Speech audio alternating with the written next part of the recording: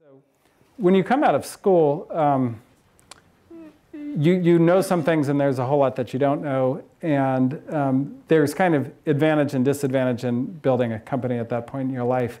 But the big disadvantages in that the things that you get from a big company are, one, you really have no idea how to run a company or manage a company. And going to a big company, that's where I learned how to manage. And it wasn't so much that there were like great managers who managed me or something like that.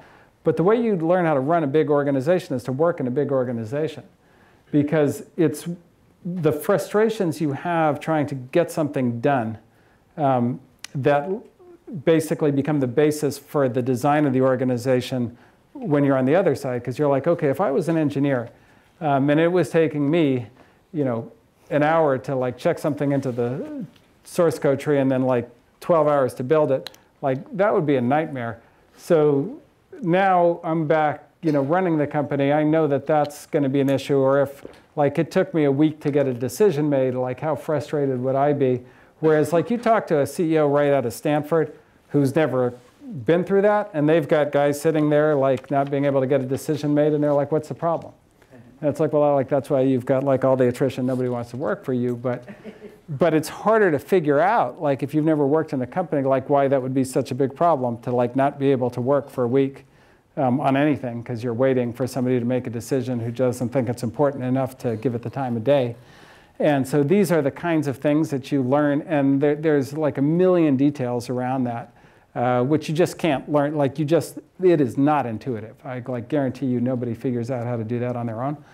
And that is the best way to learn it. So that's the first thing. And then the second thing is you meet people who, like people at Apple, like people at Facebook, people at Google, like smart people.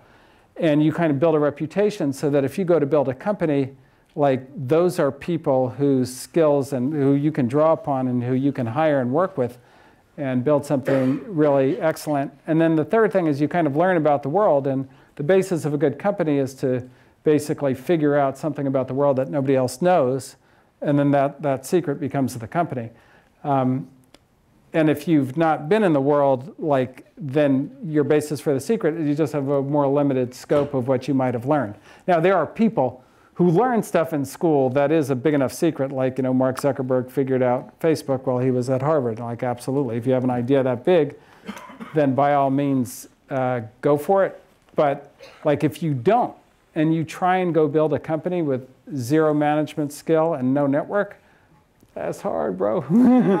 That's going to be hard. Like, and you have to think, like, who would want to work for you? Like, and it's like, unless it's like, well, everybody smart will want to work for me because I've got the breakthrough idea of all times and it's running away like a freight train and it's growing like nothing else ever, then yeah, definitely start a company. But if you don't have that and you try and do it, and you're competing with like Tony Fadell, who like invented the iPod and is also starting a company for engineers, like where would you work? Would you work for you? Would you work for Tony? And that's the kind of thing you have to figure out.